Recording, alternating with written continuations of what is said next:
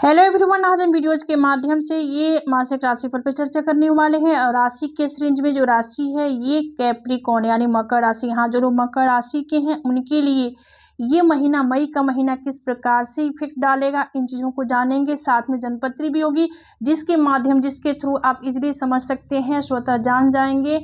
और कि आप सबकी जनपत्री में ग्रह का गोचर, प्लेसमेंट, दृष्टि किस प्रकार से रहने वाला है, इन चीज़ों को आप स्वतः जानेंगे। तो चलिए, जो लोग ये मकर राशि के हैं, आपका कैरियर, शिक्षा, व्यापार, व्यवसाय, कार्य क्षेत्र, कारोबार, निजी जीवन, प्रोफेशनल लाइफ, पर्सनल लाइफ, आर्थिक स्थिति, प्रेम, शिक्षा कैसा रहेगा, इसका हम विस्तृत जानकारी प्राप्त करेंगे। साथ में यहाँ पर ये ग्रह के प्लेसमेंट गोचर के अकॉर्डिंग किस प्रकार से प्रभाव डालेगा, इन चीज़ों को जानेंगे। तो चलिए, पहले हम जनपत्री की तरफ बढ़ेंगे।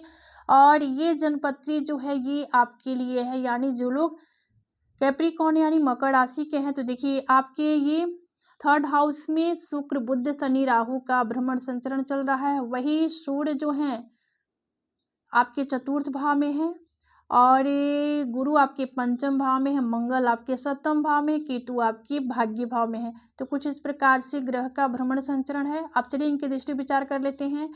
ये शुक्र, बुध, शनि, राहु की सामूहिक दृष्टि जा रही है आपके भाग्य भाव पे, लेकिन शुक्र बुध के पास एक ही दृष्टि है, लेकिन राहु और शनि के पास कुछ और दृष्टियां हैं, उसको भी जान लेते हैं। देखिए, राहु जो आपके थर्ड हाउस में है, तो यहाँ से इनकी पांचवी दृष्टि जो होगी सप्तम भाव पे, और सातवीं दृष्टि होगी आपके भाग्य भाव पे, और नौवीं दृष्टि राहु की जो होगी आपके डिजायर यानी लाभ भाव पे। शनि के पास भी तीन दृष्टि है, तो शनि आपकी थर्ड हाउस में है, तो यहाँ से पंचम भाव पे दृष्टि डालेंगे तीसरी। शनि की सातवीं दृष्टि भाग्य पे, और शनि की 10वीं दृष्टि जो होगी द्वादश भाव पे होगी। सूर्य आपके चतुर्थ भाव में है, तो यहाँ से इनकी सातवीं दृष्टि, आप सभी जानते हैं सूर्य के पास एक ही दृष्टि है, तो ये दसम भाव पर दृष्टि डालेंगे अपनी। और इसके बाद गुरु के पास तीन दृष्टि है, गुरु पंचम भाव में है, तो ये इनकी पांचवी दृष्टि नौम भाव पे, सातवीं डिजायर के भाव पे, और नौवीं दृष्टि लग्न पे। मंगल के पास तीन दृष्टि है, तो मंगल जिस भाव में बैठते हैं चौथी, सातवीं, आठवीं, तो मंगल आपके सप्तम भाव में है, तो दसम भाव पे दृष्टि डालेंगे चौथी। और मंगल की जो सातवीं दृष्टि होगी लग्न पे, और मंगल की आठवीं दृष्टि धन भाव पे होगी।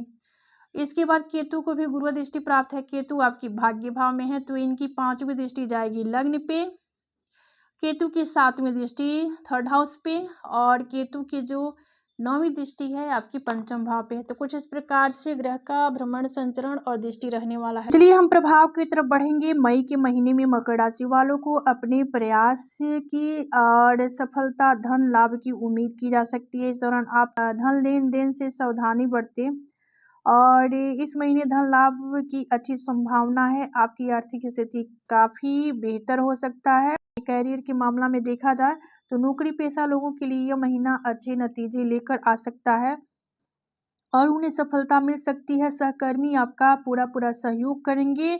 और वही स्वास्थ्य के दृष्टिकोण से देखा जाए तो शनि की स्थिति मजबूत होने के कारण स्वास्थ्य के दृष्टिकोण से यह महीना आपके लिए अनुकूल रह सकता है। आप योग और साधना की ओर भी बढ़ेंगे, उसमें रुचि भी रख सकते हैं।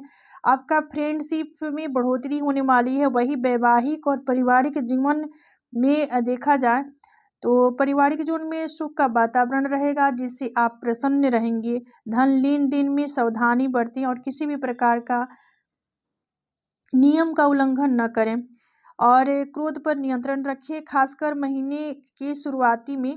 और स्वास्थ्य पर अतिरिक्त ध्यान दें, क्योंकि आप शारीरिक और भावनात्मक रूप से कुछ दिक्कतें आपको हो सकती है।